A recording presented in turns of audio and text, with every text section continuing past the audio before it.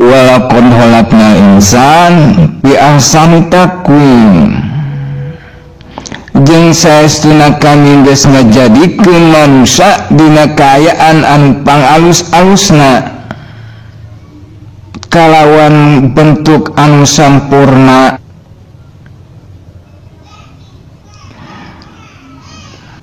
Ku para arifin mah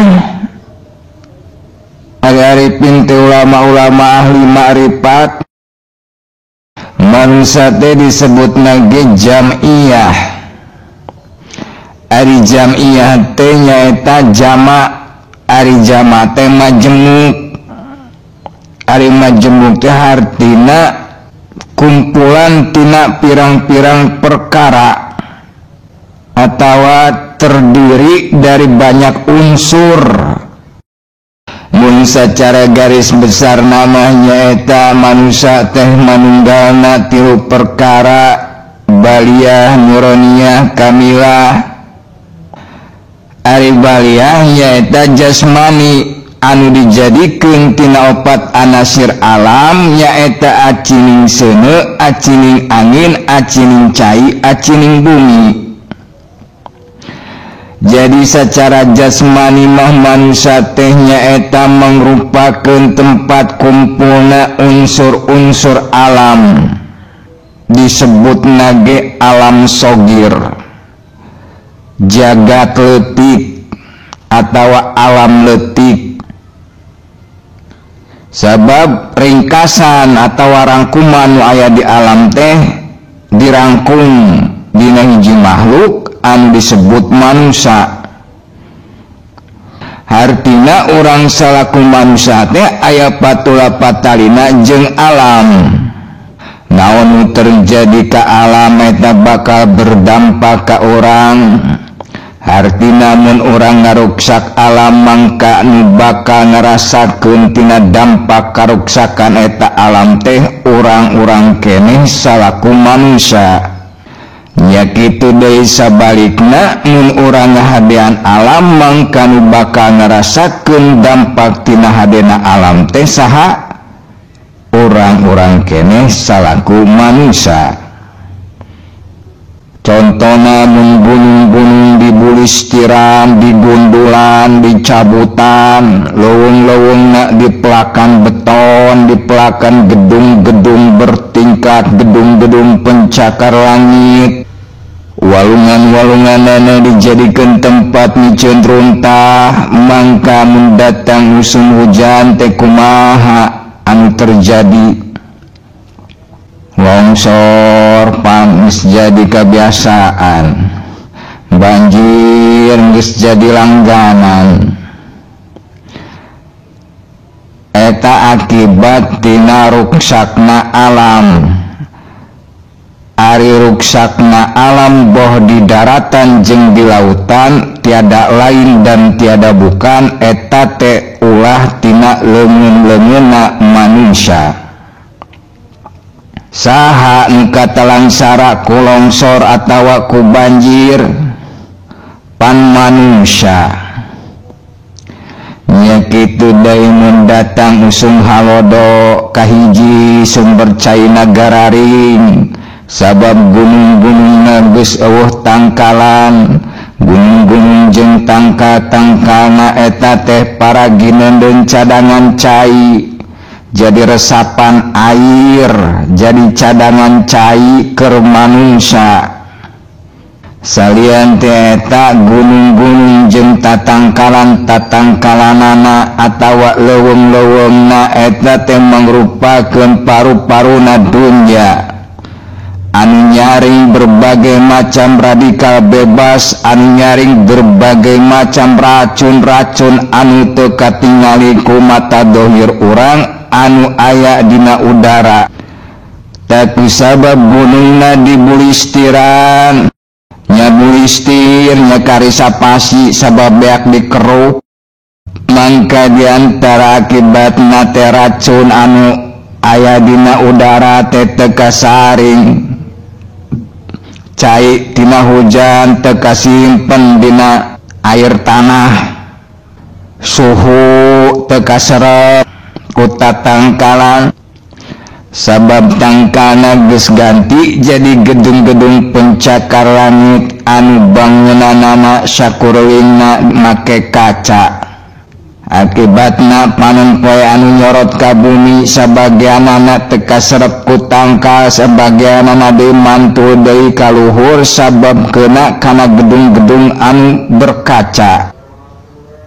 Akibatna suhu bumi ngaronjat ka dituna lapisan ozona ruksak, teu kuat teu nahan pancaran suhu nu datang ti bumi. Saha nu ngarasakeun akibatna? Urang keneh salaku manusia. Baheula mah lembur teh jadi tempat panihisan. Ayeuna mah pan teu di kampung teu di kota, jang sarua bae hareudang bayeungyang. Matak orang sing sadar salaku jalma-jalma anu ngaku iman tauhid ka Allah, salian ti hablu minallah jeung hablu minannas, mangka hablu minal alam ge kudu hade. Sabab hadena alam eta berdampak hade ka urang salaku manusia, nya kitu daya ruksakna alam eta berdampak goreng ka urang salaku manusia. Taku sabab kitu orang kudu jadi bagian tina golongan jalma-jalma anu ngahadean alam, tong jadi bagian jalma-jalma nu ngaruksak alam. Ari baliahna manusia eta dibentuk kalawan bentuk jeung rupa anu pang alus-alusna anu sampurna. Nya kitu bae dina segi kaendahanana dimaujudkeun kalawan jamalna kagungan pangeran.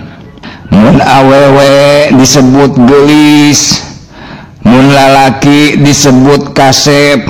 Ta geulis jeung kasep teh eta sabagian tina indikasi kaendahanana manusia. Sedengkeun ari nuraniah nyaeta sabangsaning lelembutan, saperti akal, saperti nafsu, saperti idrok. Sedengkeun ari kamilah nyaeta ruhani atawa idopi, penguasa tertinggi dina alam wujud kemanusiaan anu menguasai sultani, rohmani, ruwani, nurani, hewani, nabati, jasmani jeung sajabana. Tayeuna lamun ku urang ditingali tina sudut pandang kasampurnaanana, ari simbol kasampurnaan teh nyaeta angka 8. Jadi kasampurnaan teh disimbolkeun ku angka 8. Ayeuna lamun ku urang dimutolaah dihubungkeun jeung Al-Qur'an, misalna eta Al-Qur'an teh kitab kasampurnaan. Disebut kitab kasampurnaan sabab mencakup sakabeh kitab anu digumlarkeun ku pangeran. Jumlah kitab nu digumlarkeun ku pangeran teh aya 104. Nu 104 dirangkum dina 4 kitab. Anu 4 kitab dirangkum dina hiji kitab, nyaeta dina kitab Al-Qur'an. Hartina intisari tina 104 kitab dirangkum dina Al-Qur'an. Jadi Al-Qur'an teh kitab kasampurnaan. Ari kasampurnaan teh ceuk tadi disimbolkeun ku angka 8. Angka 8 mah rek dibawa ka mana-mana ge tetep 8, rek dikali sabaraha oge. Contohna hiji kali 8 sabaraha? 8. 2 kali 8 18. Hiji jeung 8 8 keneh. 3 kali 8 27. Ari 2 jeung 7 8 keneh. Sok teruskeun ku sorangan. Terbalik dari kanu tadi, jadi Al-Qur'an teh sabaraha ayat ja? Aya 6.000, 600, 60 ayat. genepna aya 4, genep kali 4 24 sabaraha juj 30 24 jeung 30 sabaraha 54 ari 5 jeung 4 salapan. Tuluy Al-Qur'an dirangkum deui dina naon? Dina surat Yasin. Surat Yasin teh disebut naon? Jantungna Al-Qur'an. Ari jantungna teh denyutna atau ari denyutna teh ruhna nu ngahirupkeunana. Artina ayat-ayat atawa eusi tina Al-Qur'an teh bisa ngawujud, bisa katingali, bakal katingali aya wujudna di alam dunya nyaeta ku Yasin. Naon ari Yasin? Ari Yasin teh nama lain dari Muhammad. Ari Muhammad teh insan. Ari insan teh kamanusiaan, ari kamanusiaan teh anjeun. Nyaeta holakol insana fi ahsani taqwim. Nu dijadikeun ku pangeran dina kaayaan sampurna. Matak wajar lamun iblis cemburu nepi ka teu daek sujud. Nya kitu deui malaikat kungsi protes mempertanyakeun ka Gusti Allah nalika Gusti Allah rek ngajadikeun manusia. Sabab nu dijadikeun ku Gusti Allah teh nyaeta makhluk anu sampurna. Darajatna leuwih luhur ti malaikat, leuwih luhur ti jin. Tajek tadi simbol kasampurnaan teh naon? Angka 8. Ayeuna tingali ka diri anjeun sorangan aya teu 8? Aya. Di antarana nyaeta ceuli, denge nu ngadenge, panon awas nu awas, irung angse nu ngangse, bibir ucap nu ngucap, saraf rasa nu ngarasa, hate pikir nu mikir, leungeun robah nu ngarobah, suku lengkah nu ngalengkah, wujud hirup nu hirup. Itu ngasa beriji aya 8. Ayeuna naon patokanana? Patokanana kasampurnaan manusia. Manusia disebut sampurna teh lamun kumaha? Innama bu'istu liutamima makarimal akhlak. Tujuan diutusna Kangjeng Nabi Muhammad alaihi wassalatu wassalam teh nyaeta pikeun nyampurnakeun akhlak. Hartina nu jadi patokan kasampurnaan manusia teh lain nasabna, lain ilmuna, lain pangkatna, lain hartana, tapi akhlakna. Lamun dina urusan akhlak kasaha urang patokanana nyaeta ka Kangjeng Nabi. Ari akhlak Kangjeng Nabi kumaha? Kana hulkuhul Qur'an.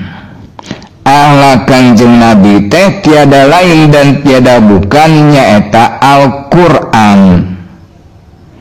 Hartina langkah pertama lamun urang rek menuju kana kasampurnaan manusia nyaeta dasaran tekad ucap lampah anjeun ku Qur'an. Hartina setiap tekad ucap lampah anjeun teh kudu aya dasarna. Dasarna teh nyaeta Qur'an. Moal bisa ujang ngadasaran tekad ucap lampah ku Qur'an mun ujang teu nyaho kana Qur'an. Mata kudu nyaho kana Qur'an. Tajalan pikeun nganyahokeun Qur'an teh diantarana ku jalan ngaji. Mata sing daek ngaji. Jadi eta patokanana sabab nu ngalap kajayaan, nu ngalap kasaktian, nu ngalap kabeungharan, reksa kumaha jayana reksa kumaha saktina reksa kumaha beungharna moal nepi kana kasampurnaan mun teu berpedoman kana kitab kasampurnaan. Artina jayana teh saktina teh beungharna teh ngan sakocepat nyaeta ngan semet dina kahirupan dunya hungkul. Dunya masa kocepat yang datang ke akhirat mata nu sakti nu jaya anu beungharna ka di dunya nate buat teuing jadi suhuhna neraka. Mata orang tong serab kuno kitu sabab eta mah lain patokan. Mun erek make patokan jalan pikeun nyampurnakeun kamanusiaan di antarana dirangkum ku kokolot urang baheula dina 5 kalimat. Kalimat nu kahiji nyaeta ta'ud. Ari inti tina ta'ud kahiji tong nyalindungkeun diri salianti ka Gusti Allah. Kaduana urang kudu dewasa dina beragama. Sebagian tina ciri kadewasaan beragama nyaeta hirupna pinuh ku pangabdian. Ari ruhna pangabdian nyaeta ikhlas lillahi ta'ala. Kalimat muka dua basmalah. Cek ulama ahli makrifat basmalah teh kuncina makrifat. Pancerita di Quran teh dirangkum dina surat Yasin. Surat Yasin dirangkum deui dina surat Al-Fatihah. Surat Al-Fatihah dirangkum deui dina Al-Basmalah. Da Al-Basmalah ge salapan. Aya salapan suku kata Bismillahirrohmanirrohim. Basmalah dirangkum deui dina 3 huruf, dina huruf ba, sin, jeung mim. Ba'na bari'ul baroya, sinna satrul atoya, mimna mutil atoya. Ngajadikeun jeung nu dijadikeun, nu nulungan jeung nu ditulungan, nu mere jeung nu dibere, eta geus kumpul geus aya dina wujud anjeun nyaeta dina wujud manusia. Matak manusia ku para ahli disebut jam'iyah. Lamun secara garis besar nama jadi lahut jeung nasut, gunglung jadi manusia. Jadi kapangeranan jeung kemanusiaan teh aya di negeri anjeun. Hartina deketna pangeran jeung anjeun teh bener leuwih deket batan urat beuheung jeung beuheungna. Diibaratkeun nalir ibarat getih jeung beureumna. Matak mantolaba maulana bi ghairi nafsihi faqadola lamba ida.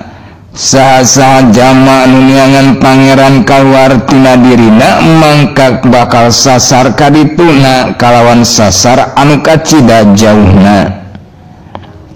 Matak pedoman pikeun mengenal pangeran teh nyaeta man aropa nafsahu faqad aropa rabbahu. Saha nu kenal ka dirina eta bakal kenal ka Gustina.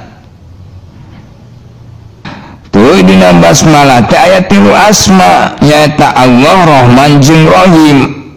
Ari Allah eta al-jama anu nyakup ka sakabeh asma, nunggahkeun sakabeh asma. Artina iman ka Allah teh kudu jeung ma'rifatna, kudu jeung tauhidna, sabab mun teu kitu musyrik ka dituna. Ari ar-Rahman nyaeta alamal Quran. Inti tina ar-Rahman kahiji kudu daek diajar Quran, kadua kudu daek ngamalkeun Quran, katilu kudu daek ngajarkeun Quran. Kaduana ar-Rahman teh alal arsy istawa. Muncul pasapahna ari ar-Rahman teh nyaeta nu kagungan sifat maha murah. Ayana teh di aras, ari aras teh nyaeta tempat anu pangluhurna jeung anu pangjembarna.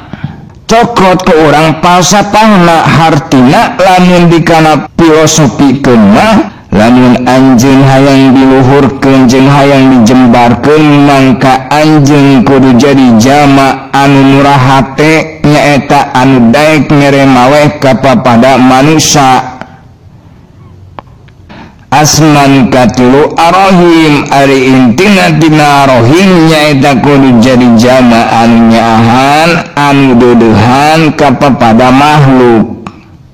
Ar-Rahimu yarhamuhum rahman, ari jalma nu welas asih eta jalma nu ditangtayungan ku Ar-Rahman.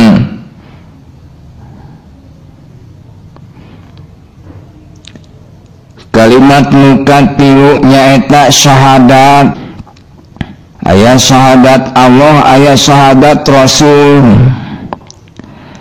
Intina tina syahadat Allah nyaeta kahiji anjeun kudu nganyahokeun jamalna jalalna qoharna kagungan Gusti Allah nu diancikeun ka diri anjeun. Segesna dikanyahokeun imankeun ku diri anjeun yen teu aya pangeran ngajadikeun eta perkara nu di diri anjeun nyaeta perkara keagungan, perkara kaendahan jeung perkara kaluhuran jeung perkara kasampurnaan anu ngamawujud jadi anjeun angin Gusti Allah. Artina teu aya nu wajib diibadahan ku anjeun salian ti Gusti Allah. Artina anjeun kudu bisa ati Allah, kadituna kudu bisa ngajaga tekad ucap lampah anjeun ulah nepi ka musyrik. Kadua syahadat Rasul, inti tina syahadat Rasul kahiji anjeun kudu percaya yen Muhammad bin Abdullah teh eta utusan Allah jeung kudu ngabenerkeun kana risalah anu dibawana. Artina anjeun wajib ati'u Rasul ka Allah jeung ka Rasul sok ulah sok loba mempertanyakeun. Tarima ku anjeun kalawan hate an iman sami'na wa ata'na. Kaduana inti tina syahadat Rasul anjeun kudu sidik kana hakikat Muhammad nu aya dina diri anjeun. Ari hakikat Muhammad nu aya dina diri anjeun nyaeta rasa kamanusiaan. Hartina tekad ucap lampah anjeun tong kaluar tina rasa kamanusiaan. Hartina sakabeh manusia teh dulur anjeun, sabab saasal jeung sapakal buktina dina satiap diri manusia aya nu sarua nyaeta rasa kamanusiaan. Artina kudu bisa mandang ka diri batur saperti mandangna anjeun ka diri anjeun sorangan. Memeh kitu kieu ka batur timbang heula ku rasa kamanusiaan. Lamun cek ka saurang Sayyidina Ali bin Abi Thalib karramallahu wajha, jama-jama anu mukmin eta teh dulur anjeun dina iman. Sedengkeun jalma-jalma anu non mukmin eta teh dulur anjeun dina kamanusiaan. Artina kudu runtut raut, kudu sabilulungan, kudu silih asa silih asu silih asih jeung papada manusia.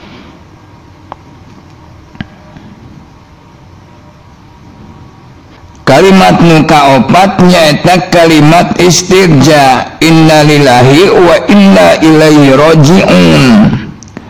Intina kanyahokeun ku anjeun, anjeun asal ti mana, ayeuna aya di dieu rek naon, engke mun geus rengse ti dieu rek ka mana. Intina deui ulah aya nu dituju ku tekad ucap lampah anjeun salian ti Allah, salian ti karidoan Allah. Kadituna mun rek migawe suatu perkara sing tartib pake adab. Sakabeh perkara nu ku teknik pigawe ku anjeun teh eta teh aya nu bogana, aya nu pemilikna. Lahu ma fis samawati wa ma fil ardi, nu di langit jeung nu di bumi eta teh kagungan anjeunna. Mata kudu mipit amit ngalak menta izin heula ka nu bogana, make adab selaku adab seorang hamba. Tuh dina setiap persoalan nu disangharepan ku anjeun ulah masrahkeun diri anjeun salian kanu bogana salian ti ka Gusti Allah. Jadi kudu bisa balik tina setiap persoalan ka Gusti Allah jeung kudu bisa balik tina setiap kesalahan kana rahmat pangampura Allah jeung kudu bisa balik tina setiap kasasaran kana jalan rahmat Allah. Kalimat nu kalima nyaeta hauqalah la haula wala quwata illa billahil aliyil azim. Intina nyaeta kahiji kudu bisa ngalingitkeun sakabeh bentuk pangakuan diri. Ulah aya nu diaku boh elmuna, boh hartana, boh amalna, sabab sadayana hakikatna eta tetep kagungan anjeunna. Kaduana runtuhkeun ego anjeun. Kudu bisa hirup dina kasadaran profetik. Ari kasadaran profetik teh lamun disederhanakeun mah nyaeta anjeun sadar kana tugas kemanusiaan. Hartina nu jadi udaganana lain kana kepentingan diri pribadi tapi rahmatan lil alamin. Da kitu intina mah dijabarkeun hiji-hiji mah panjang teuing jalu kitu we heula. Jadi menujang teu apa yang menu diajarkeun ku mama ajengan baheula ka kolot-kolot urang teh nyaeta ilmu kasampurnaan. Eta kuncina. Prinsip hirupna ge hirup jeung huripna mah sampurna.